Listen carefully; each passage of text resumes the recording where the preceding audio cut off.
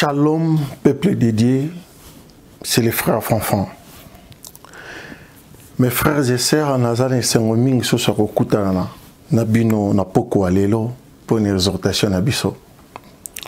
Et l'équipe, moi, Mikolo, tout sanganité dans les exhortations, parce que Bande Kolanga, Broyebi, Tozalaki, na conférence, à États-Unis d'Amérique, na État à Michigan, na ville à Grand Rapide. Yango et salaki que tozwa un peu break pour na kopé misa nzoto kotala wapi to wuti wapi tozo kende na aide Saint-Esprit bande kolanga yango na exhortation salamité to pesi nzambe merci oya sangisi biso na poko lelo avant to banda tozong sera toujours le kumu epai na ye po ye moto ayebi kobongisa nyonso koleka biso yango to sambeli to pesi le kumu epai ya Yesu Kristo oyo abongisi ngonga oyo poto sangana lisusu na temps oyo bande kolanga eke monoko na oyo Yesu Masia kosalela na poko lelo nyonso ke bimeza la sena lokomo na ye Saint-Esprit à la rendez-vous afin que Seigneur notre Dieu vidéo alelo ezala vidéo oyo ke édifier peuple na yo pe eke zongi sa lokomo epai ya les rois des rois les seigneurs des seigneurs. Nabongonde to sambeli pe to lobi amen. Bande kolanga ipone exhortation na biso alelo thème nango ezali est-ce que mukufi miso akoki komema mukufi miso. Un aveugle peut-il conduire un aveugle? Ezali motuna. Bande kolanga na kati wana tokozwa mabongisi oyo Saint-Esprit abongisi pour to lia musuni ya anion lelo na exhortation biso ya pourquoi ya lelo yangwana tokozwa maloba te po tobeta masolo ya vie na biso déjà mbala moko toko attaquer na bicriture wapi sika tozozwa matière ya exhortation na biso ya pourquoi lelo bande kolangai passage ya liboso tozozo eza na livre ya Matthieu tozu Matthieu chapitre 13 verset 1 à 3. Je lis au nom du Seigneur Jésus. Ce jour-là, Jésus sortit de la maison, s'assit au bord du lac. La foule s'est rassemblée autour de lui, si nombreuse, qu'il monta dans une barque où il est assis. Toute la foule se tenait sur la rivage. Il leur a parlé en parabole sur beaucoup de choses. Il leur a dit: bien-aimés dans le Seigneur,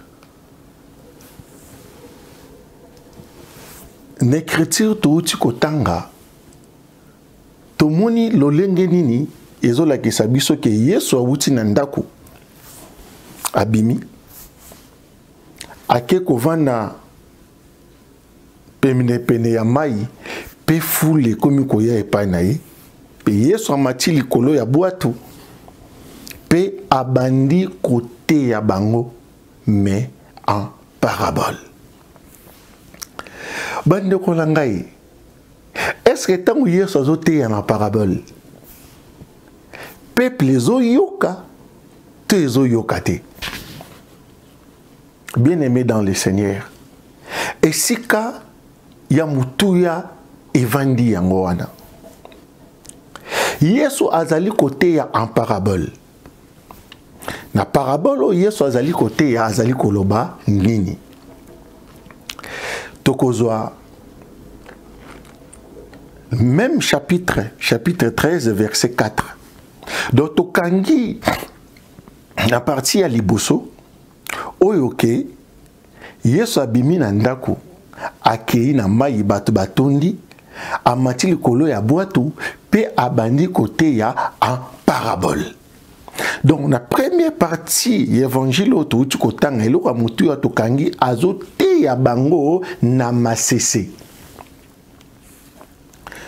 Nous lisons Matthieu, chapitre 13, verset 4. Nous lisons au nom de Jésus-Christ. Un semeur sortit pour s'aimer. Comme il s'aimait, une partie de la semence tomba au long du chemin, et les oiseaux du ciel les mangea. La sainte parole de Jésus-Christ. Bien-aimés dans le Seigneur, nalité à oyo, Yesu aza kolakisa biso ke moloni bilanga alke kolona bilanga na ye na champ oyo babengi bilanga. Metanga ke kolona ba graine mususu ekwei na balabala. Balabala ekoki kozala makolo na ye esika banaki kokoya ou bien na nzela esika banaki koleka. Meza na kati ya champ na ye te. Me loko ekwei na nzela ekebota te, mais bandeki ya likolo bakiti bale yango. Par là Jésus alingi koloba na biso nini tozali kopusa na bandeko na ngala. Ekoye na nzela, balobi na nzela, na chemin na nzela. Donc azu même pas temps ya kolona yango.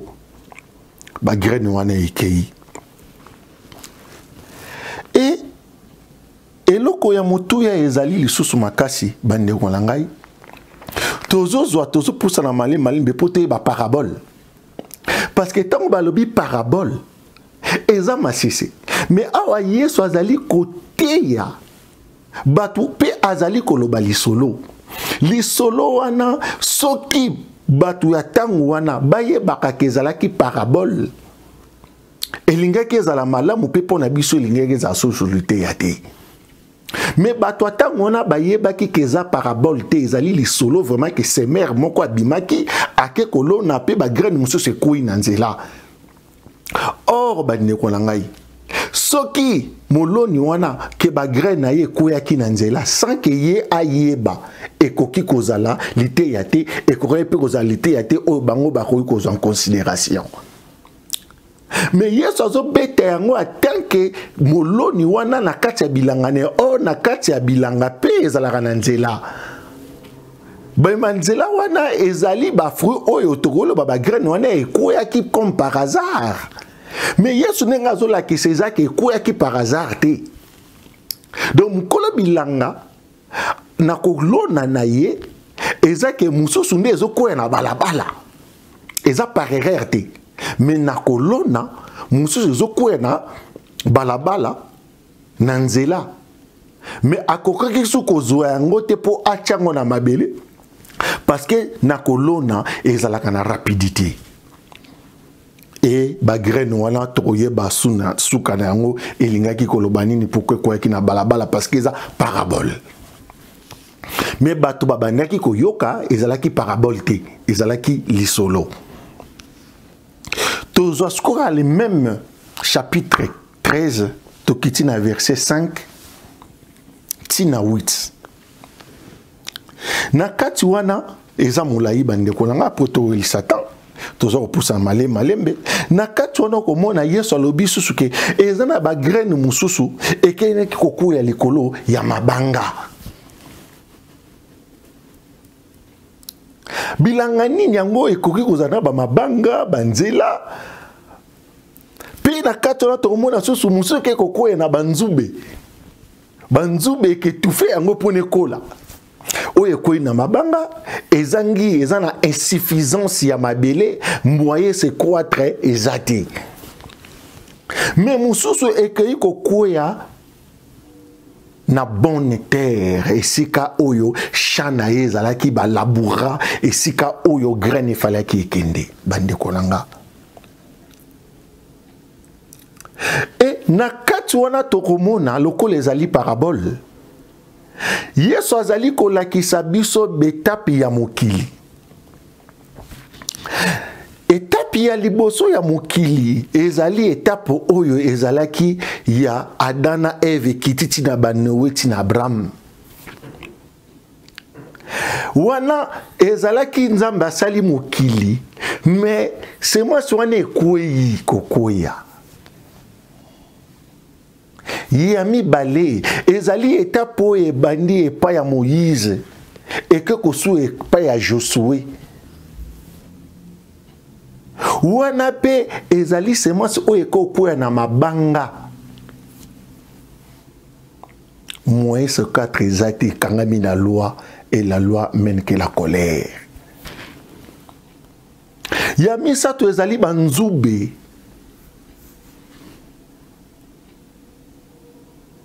ezali ba prophète oyo baye na message ya bonne nouvelle.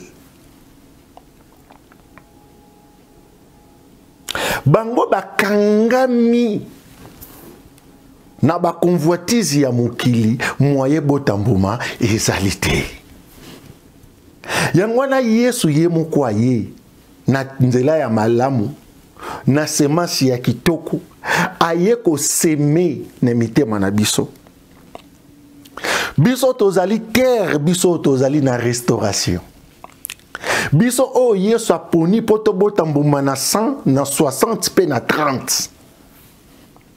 Bande kolangai lite ya o photo comprendre yango.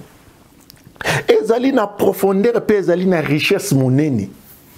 Ezali na savoir oyo Yesu ayela ki biso. Soki connaissance ezali te bande kolanga to kosambela nzambe ya bapaya ndenge to banda kosambela yango depuis mindele bayela biso buku oyo yesantu. Yango na bande kolangai tozali komona lelo virus oyo ekwesi mokili na biso na mabele coronavirus. Coronavirus ezali maladie oyo euti na maboko ya bato. Lokola Satan asalaka pe na bato. La volonté de la chair. Euti na ba laboratoire ya minene ya mokili. Toyebi ke Chine ezali pays oyo ezali ko produire pour na mokili mobimba na oyo etali industrie. Et parti ya mibale na mokili oyo ezalaki attaquer makasi na maladie oyo ezali Italie. Mboka oyo ezali na église ya liboso na mokili Vatican. Italie nde ezwa mabele ya mboka nango epesa église oyo babengi catholique eza Vatican. C'est Italie qui a donné. Tokoloba relativement pourquoi Chine, pourquoi Yesu apekisaki apôtre Paul là qui n'était en Asie. De côté yango na bambule koya pourquoi. Et c'est dans cette ère là que virus o eningisi mokili mobimba ebimi. Bande kolangai tangu eke salema toskanisa makambo na zoloba lelo. Na bambule zoya président chinois a déclaré officiellement que son pays est comme un pays à bas chrétien. Donc le but est que bas chrétien bas kendaka Chine te bas chinois bas kubana kosambe la Yesu Christ na bambulu ezoya. Donc que kokisama tous ces souvenirs une exhortation na biso alelo. Et parti à mi balé et que ça qui affecté ezali Italie. Italie parce que bazali na ezali mboka oyo ba seda mabele na bango pour l'église. Et bande kolanga to bosana te na 2018 tant on azalaki na Congo na nonsaki na lobby après 2019 ceux qui ba pasteur bakangi église était. Boyibi ke na keneko luka tangwana cardinal ezalaki mosengo. Et il fallait que tu na parce que nazalaki na message na ye. Message ezalaki mutuya pe ya makafu kafu oyo mokolo nzambe ya koluka ekomela moko moko na bango ti emate pa ya pape na Vatican de kumu ekezonga pa ya nzambe parce que message ezali église par église ezalaki ya mboka langa Congo. Na lobaki yango na ba conférence eleki ke Congo ezali mboka oyo ebandi civilisation nango na église. Donc, Yesu akoki ko banda restauration te 5% na kinokuluka église ya Congo. Yango wana première des missions na keneri koluka papa na biso Mosengo. Et tokutana kete mena kanisa na bambule zoya l'église catholique bakoyoka message oyo so nzamba ko sunga biso kaka mbulo ike komela bango. Message ezalaki oyo esalami lelo nalobaki ke soki bato bakangi église te Yesu ye moko akokanga pe moyo wana nga na yebite. Dieu a permis que les églises soient fermées à cause de la restauration. La restauration de l'église, cette famille en Jésus-Christ, oye bandi awa na diaspora, awa ba conférence ezali kotambola partout, po nato sangisa bande kotozo ngala Congo, to ke noko banda église ya mibale. Église ya liboso ye bandi na Vatican, et bote libiso.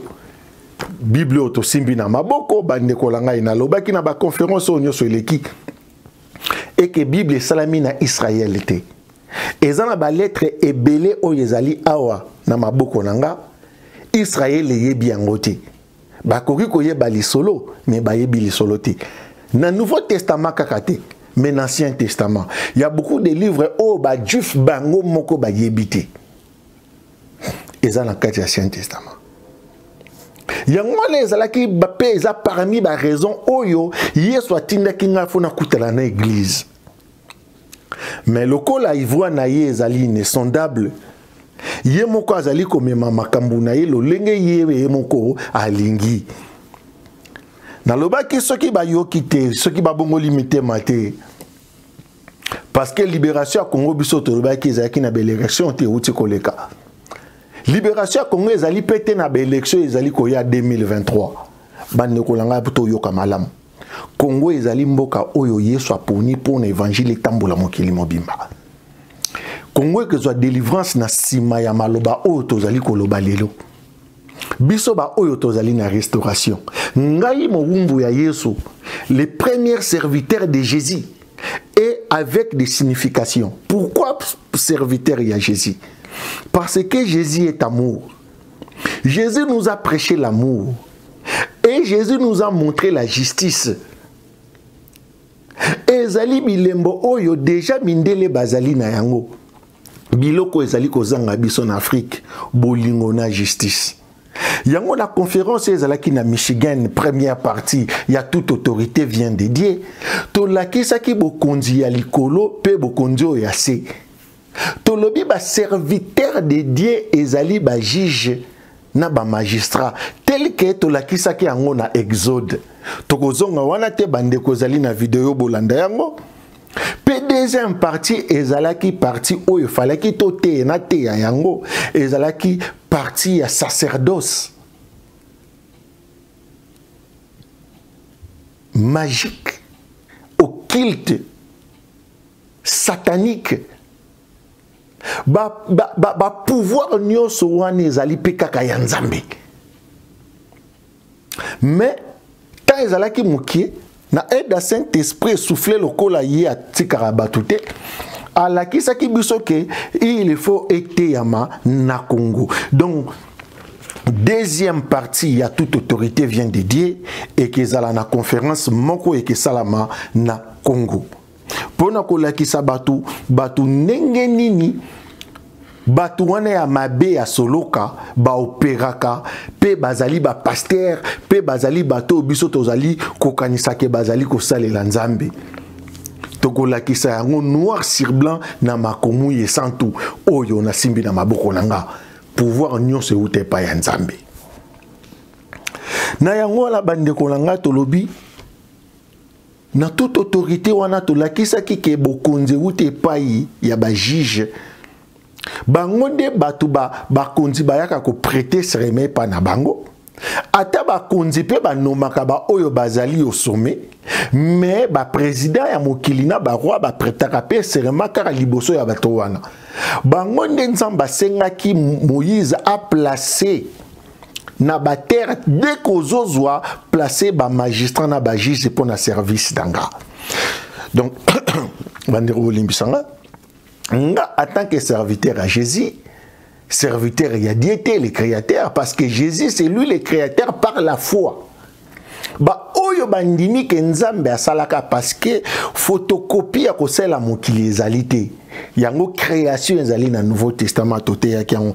Yango na serviteur de Jésus azali moto azosala bongo ya moto, mayele ya moto, cerveau pe ko préparer moto pour l'enlèvement, pour na koyeba ko respecter les autorités établies.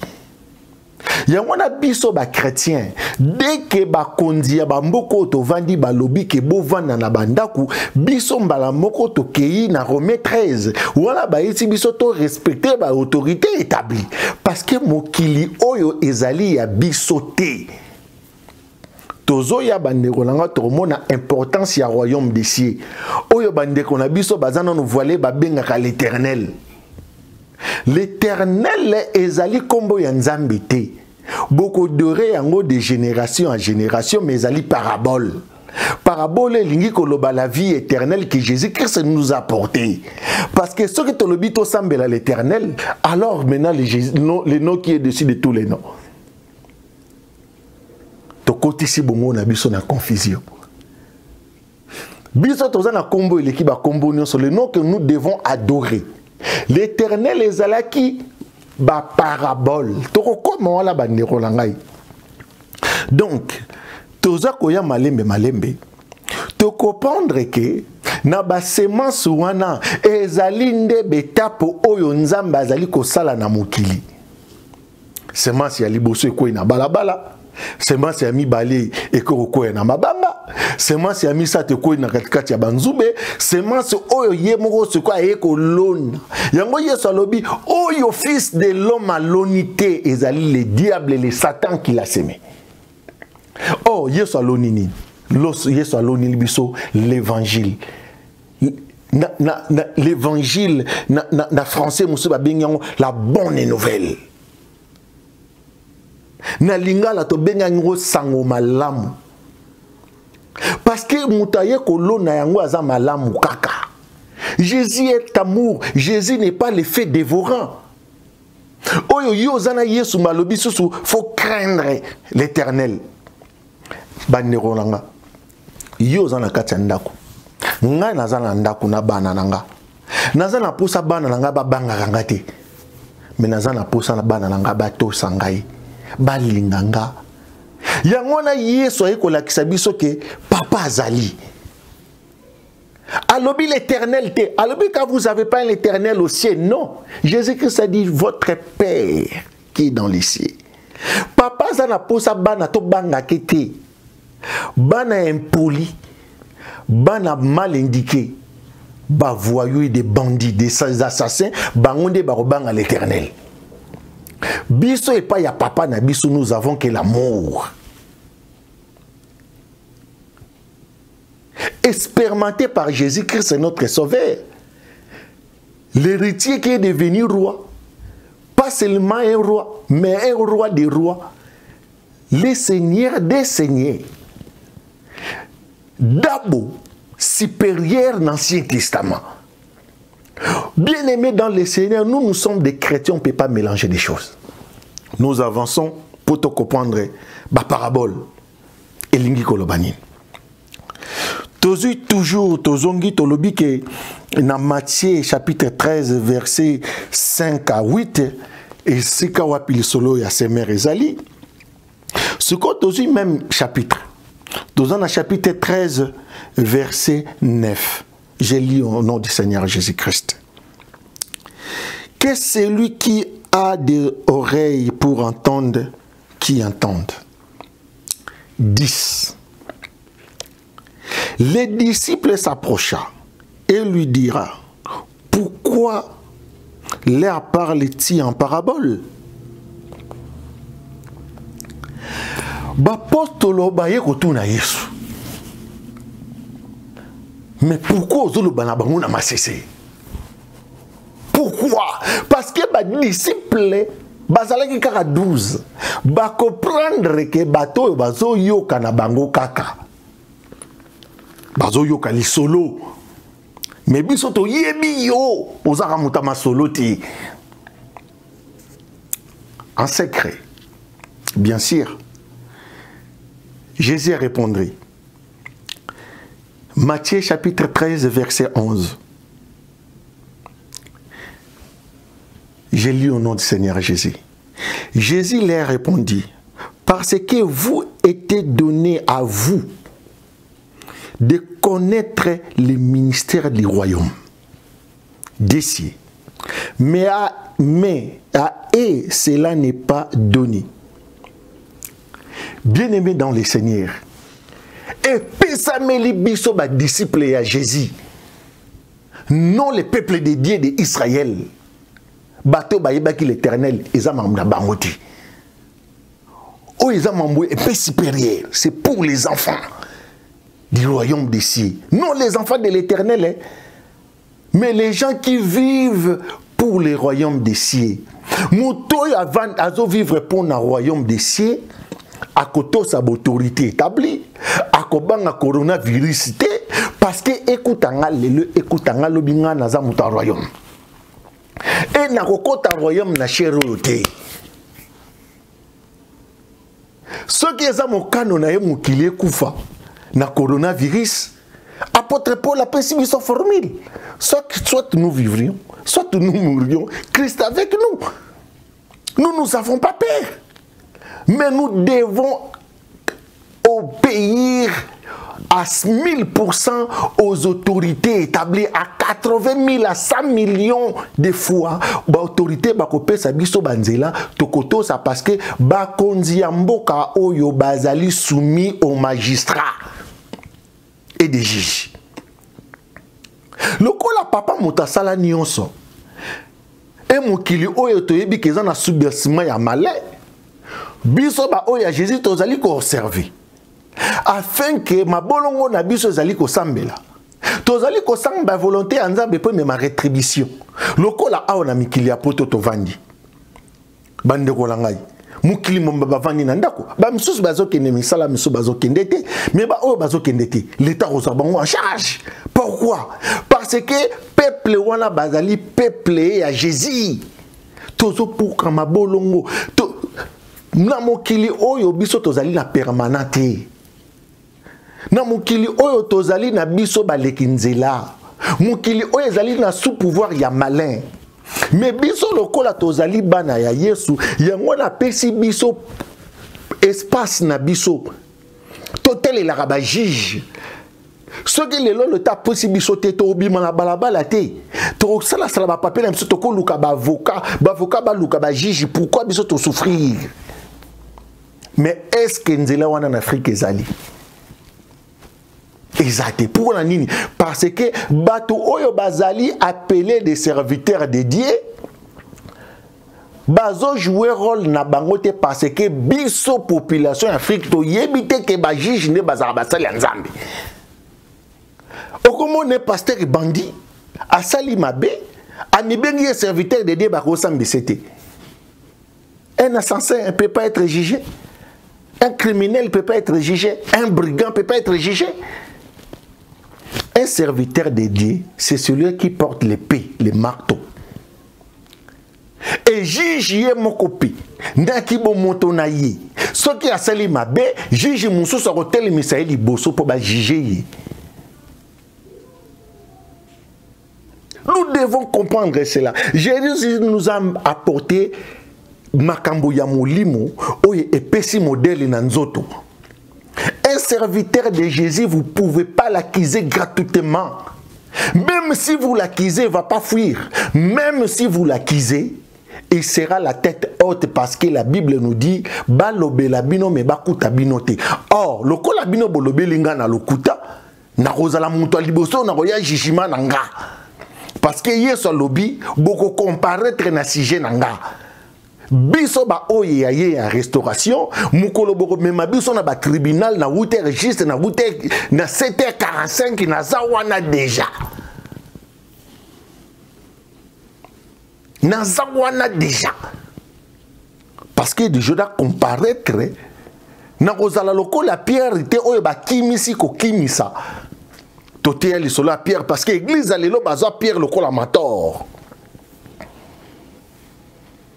biso na restauration tozaka na bandakisa oya malamu oyo Christ yemo ekotangisa biso na losambo ya Paul na Silas boloke bukana me bakimite baiko kimisa mo babite biso faut se comparaître Paul a que Lucas César na Rome kaka po se comparaître parce que le kumu ya Yesu ko kundamate.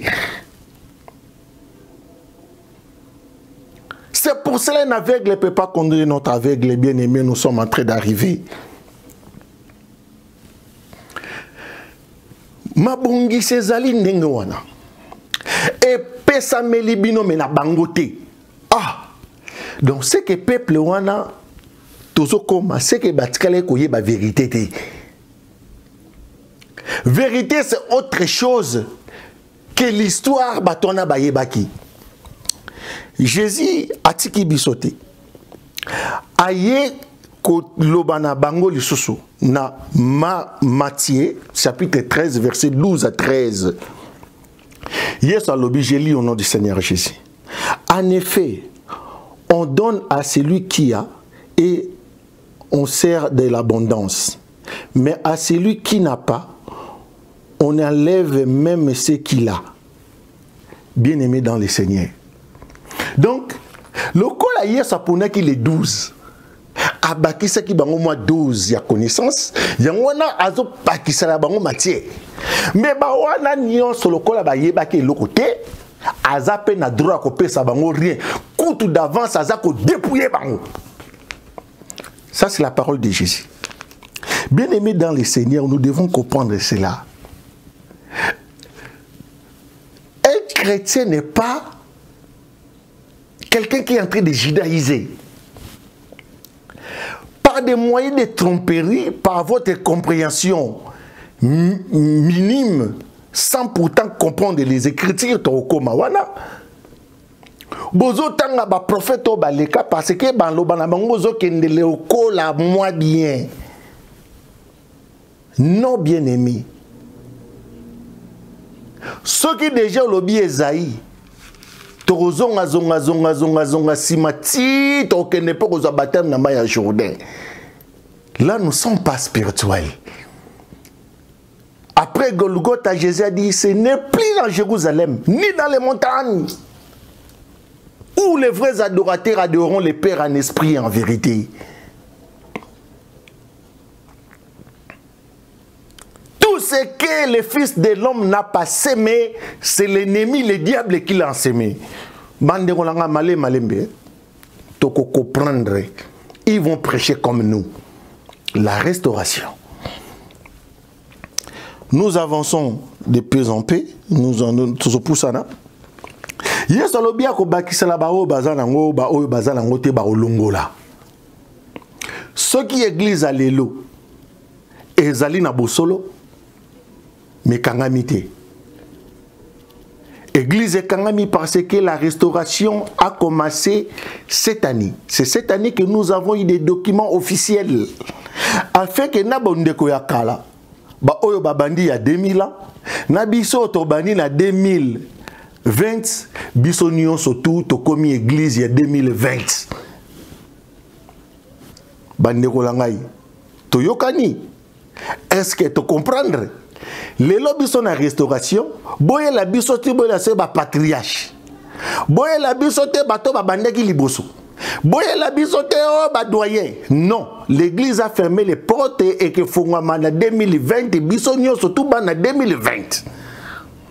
C'est pour cela que il y a eu l'arrêt du temps. Bondeko ya kalele ki ya sikaye. Na loba ki ngona ba conférence. Yesu tango atinda ba sale ne tango yemoko ayaka. Ezala kaka na be événement ndenge moko. Botama na yi bobo mabana. Kaka ndengwana. Kufa na ye mabile ni ngali tremblement de terre et tout. Ye kaka makambu na ye zalaka ndenge wana échangeate. J'annonce que le Congo sera libéré et que est conquis tant ya ko libérer yango et que année finale oyo mwinda lumière ya solo et que pela na Congo ezali na 2026. Bande kolanga bo mona ngo musika me boye bakenzela mwinde pelara na schéma électrique. Donc yango na musala déjà banda yo motozo zela omona déjà isili. Merci na yo. Biso tozo la te na Yesu Christ toyebi tokolonga. Na Yesu Christ toyeba koloba merci. Na Yesu Christ toyeba koloba pardon. Na Yesu Christ toloba totiki. Bande kolangai. Un chrétien ne judaïse pas. Tozo boma susu Yesu. Tozo ke ne rezoa sukoyo bande kolangai, même chapitre verset 14. Matthieu chapitre 13 verset 14. Nous lisons au nom du Seigneur Jésus. Pour s'accomplir cette prophétie d'Ésaïe, vous aurez beau attendre, vous ne comprenez pas. Vous aurez beau à regarder, vous ne verrez pas. Bien-aimés dans le Seigneur, c'est là où même notre thème a été tiré. Boko yoka, mais boko y comprendre te. Boko tala, mais boko monate. Y compris ye moko pe Esaïe nakati. Ce qui botangi Esaïe, chapitre 42, verset 1 à 25. Vous allez voir que Azakomi lobela ye moko pe azobi lobela déjà na Yesu. Ye moko pe aveugle. Bon ce que Esaïe moko azalaki aveugle. Ndenge nini biso to comprendre. Bango bako comprendre ye ndenge nini. Et biso pe tango tozo tanga Esaïe tozo comprendre ngo ndenge nini. Parce que Yesu tanga kotaka na temple tanga pe Esaïe. Mais alobi on atangi lelo ekokisami lelo. Veut dire que depuis Esaïe a komaka ngo mutu moko a comprendre ni makambo wana azati. Et kora pe ko koma nango pe na action te parce que mutu ba komelaka mutu a komisaka et falaka na noya. Tout cela c'était que des paraboles. Esaïe moko za parabole. Moïse a sa parabole. Abraham a sa parabole. Masolo la bango nyonso wana za ba parabole. Bien-aimé. Souvent Jésus. C'est grâce à Jésus que nous avons connu l'Ancien Testament. Nous avons tendance à comprendre que le nom de Dieu, oui c'est bien. Parce que c'est Dieu qui a tout créé. Mais ceux qui ont bien, nous apprennent à Jésus. Ceux qui sont yokate, ils sont là l'Ancien Testament, ils sont là les prophètes, ils sont isolés. Parce que les Juifs, bazala qui soi-disant déjà dans l'Ancien Testament na bango, mais comme qui colonisé par les Romains. Mais les Romains batikala qui jamais ko croire dans l'Ancien Testament. Mais tant que soyez assez kui, apôtre Paul a sali mosala na apôtre mosusu. Romain ko reconnaître par rapport à la puissance et la vérité, na connaissance au Paul a pesa qui na batu. Et que la moussa bango makanisi ya Yesu. Et tant ba komi ko tanga Yesu ba comprendre que alobela pe Esaïe moi Moïse et tout ça, allez bango pe ba ke ko zo ba lettre wana ba sangi c'est ça libiso Bible. Et belé a rolobezali. Malembe bande walanga. Mukie to comprendre pe to yoka.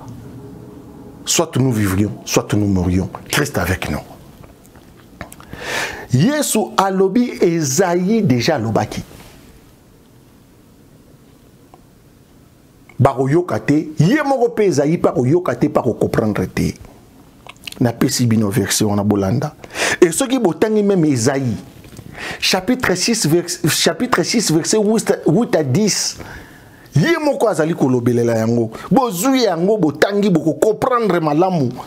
Bolongoli molimo aki fanatisme na ko banga l'Éternel. Vous adorez l'Éternel, nous adorons Jésus-Christ qui nous a mené à avoir la promesse de la vie éternelle. Ne restez pas dans des confusions. C'est pour cela l'apôtre Paul est allé loin, très loin pour vous dire que les Écritures tuent. Les Écritures sans esprit, c'est inutile. Nous lisons le Nouveau Testament parce que nous avons l'Esprit Saint. Et vous lisez l'Ancien Testament avec quel esprit? Lorsque vous enseignez l'Ancien Testament avec quel esprit? Parce que le Saint-Esprit ne peut pas aller enseigner dans l'Ancien Testament. Le Saint-Esprit ne peut pas donner des révélations dans l'Ancien Testament. Le Saint-Esprit ne peut pas nous enseigner encore dans l'Ancien Testament parce que c'était des paraboles. Nazalaki na Congo, en 2018, j'ai parlé de ces histoires. Église Fouekanga. Pe to comprendre les lots, ni ezali koleka la mokili. Église et Kangami. Tozali ko poussana, tozali ko continuer na exhortation na biso ya lelo. Toza siko na Matthieu. Tokiti wana to poussani mwanda motozi Matthieu chapitre 13 verset 17. Nous lisons au nom du Seigneur Jésus-Christ. Je vous le dis en vérité, beaucoup de prophètes et de justes ont désiré voir ce que vous voyez, ne l'ont pas vu.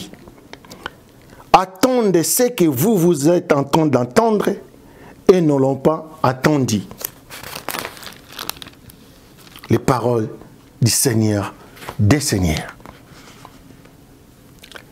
Bien-aimés dans les Seigneurs, Yesu alobi ba prophète na ba juste. Donc ba juste bazali bato bayoka na bango lilobate. Bato peut-être bayebaka na bango pe Israël était. Mais bato na bayebaka déjà ko kima lisumu. Bande kolanga lisumu eza mabe. Eza na bato basambelaka te. Mais bayebi ke eloko mutu na kosimba te. Mabe o na kosala te. Eloko mutu na koyiba te. Na kotonga te na kofinga te. Bato wana bande kolanga baza ba juste. Bazalaka na mokili ya kala. Baza pe na mokili ya lelo. Ces gens-là bazali na 80% na nzela bamona enlèvement. Bazali na 80% na nzela bamona enlèvement.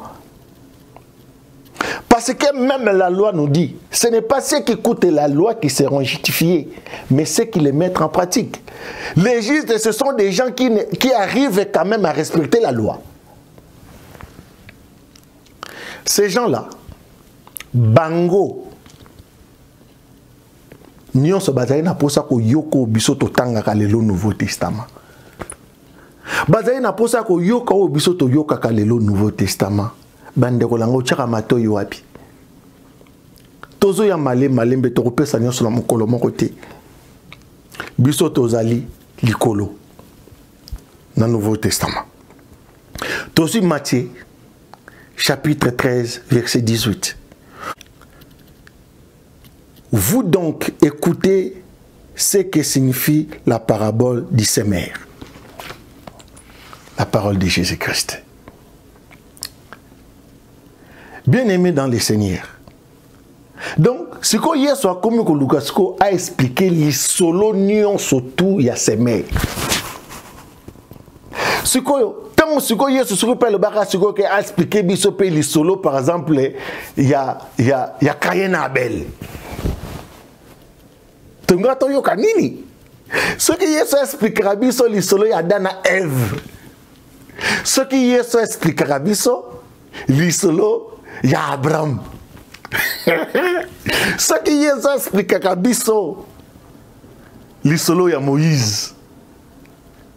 Et j'en passe. Il y a qui kobongwama nenga bongola amaina vino. Mama solo wana nyo seza ba parabole. Jésus-Christ est le vrai semence qui entraîne le cerveau des gens à se développer. Ce que to loni Yesu na centre na biso awa na diaspora, c'est alors to zozo nga Congo na quelque chose. Manderolanga. Balinga te. Jésus-Christ va libérer l'Afrique. Et c'est la restauration, c'est l'ère de la restauration. Je l'ai dit et je l'ai confirmé. Je suis le serviteur de Jésus. J'ai dit ce que je sais ce que j'ai dit. Toko kitapoto ke na le solo mingite ernabi se pour ça ni banderolanga. Donc Jésus a expliqué bango parabole, botangango la bandaku donc Matthieu chapitre 13 verset 19 boyeti na 23. Jésus a expliqué les mêmes les solos autres outils kotanga ne bandeli na Matthieu chapitre 13 verset 1 au kitinase. Matthieu chapitre 13 verset 34 à 35. J'ai lu au nom du Seigneur Jésus. Jésus dit toutes ces choses en parabole à la foule et il ne lui pas parlé sans parabole, afin que s'accomplisse ce que les prophètes avaient annoncé. J'aurai ma bouche pour parler en parabole. J'ai accompli des choses cachées depuis la création du monde. Bien-aimés dans les Seigneurs, ça c'est le Nouveau Testament. Jésus parlait toutes ces choses qui étaient cachées déjà. Les prophètes ont parlé, mais en parabole. C'est pour cela qu'on ne peut pas aller encore s'épuiser là où il y a ce que le livre d'Hébreux nous a dit que s'il n'y avait pas des erreurs, s'il n'y avait pas de décalage, mais Nouveau Testament, et il y a qui nango et yati. Ce qui Ancien Testament est à la propre, mais il soit quitté. Mais Jésus est venu parce que le monde n'a pas connu la bonne sémence. Tokotanga yangone na lobi na même chapitre 13 verset 24. Bien-aimés dans le Seigneur, cet avantage que Jésus-Christ nous a donné d'être ses disciples, c'est merveilleux. Toujours sur le même chapitre 13, verset 36. Alors Jésus renvoya la foule et entra dans la maison. Ses disciples s'approchant et lui disant, explique-nous la parabole des mauvais arbres dans les champs.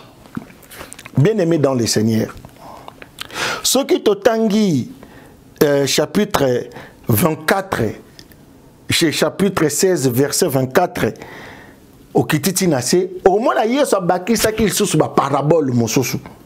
Abandaki koloba na peuple na kana parabole ningi to uti kotanga. Na Matthieu chapitre 13, verset 34, 35, a kokaki kolobe la peuple wana ne loko mosusu te kaka na parabole parce que Jésus a sa sémence.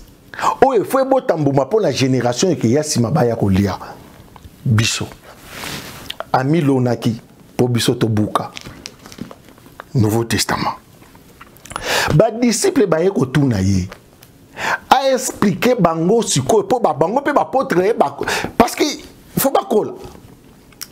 Oh ya liboso ba comprendre que nous ba bango parabole.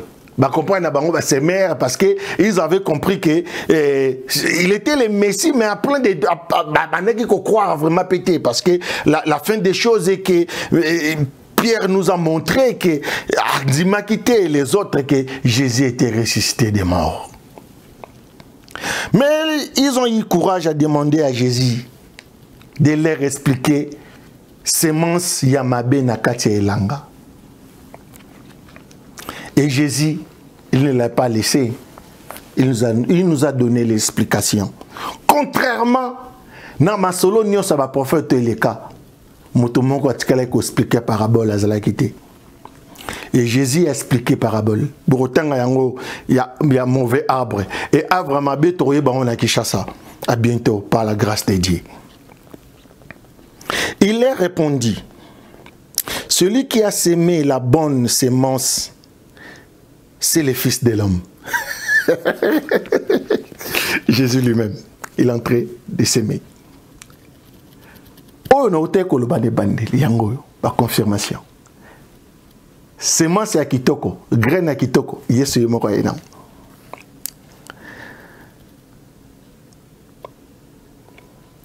Les champs, c'est le monde. La bonne sémence, ce sont les enfants du royaume.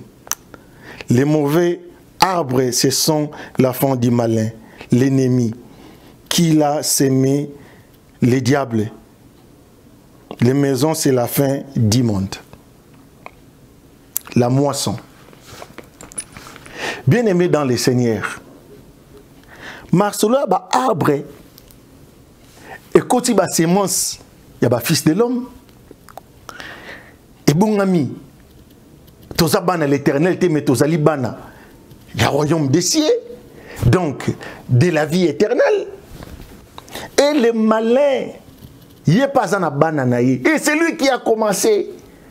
Avant sémence à Yesuya, c'était le malin qui a sémé les premiers. Bien-aimé dans le Seigneur, bandeko na ngai, bandeko na ngai, na beta sonnet ndenge nini, na beta sonnet ndenge nini, pobo ya, pobo comprendre, likaboyo, Yesu apesi biso bana na ye. Toye, tozu, même chapitre 13, verset 40.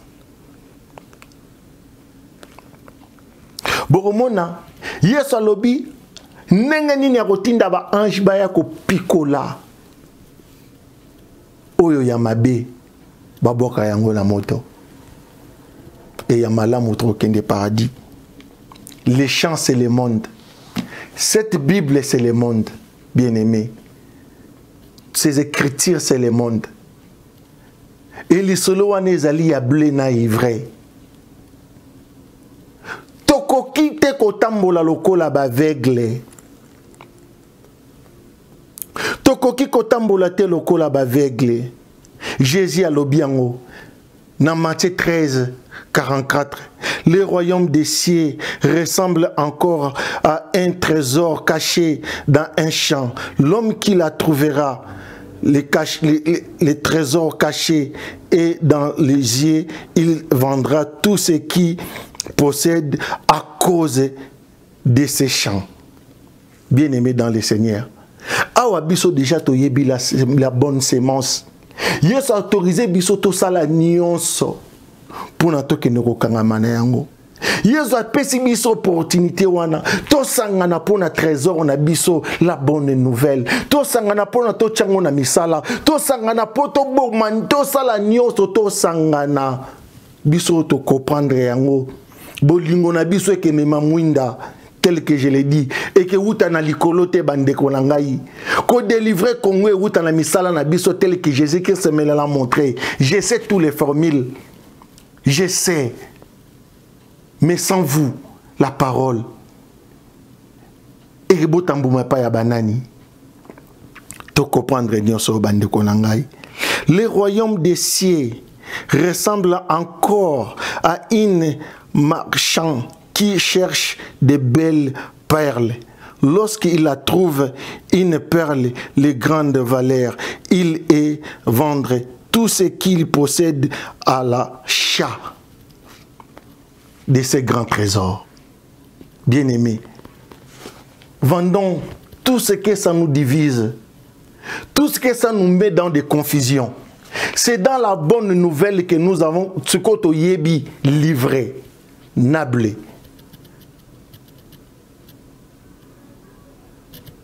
On ne peut pas rester comme ça dans les champs. Beaucoup de monde en a 4 ans parce qu'il a sauté. Baye koyebisa Yesu.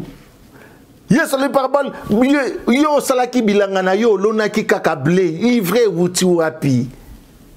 Jésus a répondu, c'est l'ennemi, le diable qui l'a sémé. Jésus ne peut pas s'aimer la méchanceté. Jésus ne peut pas tuer, bien-aimé. Dieu est amour, ne peut pas tuer. Dieu de l'Ancien Testament, c'est un Dieu délivré. un Dieu de tantôt plutôt, un Dieu de la colère. Nous, notre Dieu, notre Père, on a eu cet amour en Jésus. Bien-aimé, to yeba yango, to comprendre yango. Nzambe aza mutu ya kanda te pa ya bana na ye. To ko vivre na quantité. Attention, attention. Je sonne encore cette sonnette.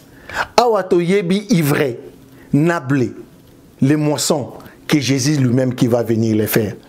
Vivons attentivement, lisons le Nouveau Testament parce que c'est le blé. Tous ceux qui ont la bande kolanga, n'a pas si merci. Na bande ko nyonso ba prêter attention na bango pona kolanda exhortation alelo. Na pas si merci na mabota oyo balingaka exhortation ezangate. Bande kolangai toyeba ke tozana mokili ya misala, toyeba ke bande kolanga tozana ba responsabilité atake ba parents. Nzamba pesa biso makasi ata moko tabunga nelanga na ye. Ndenge ye moko Yesu Kristo bandaki koloba o azana mato ya koyoka ayoka.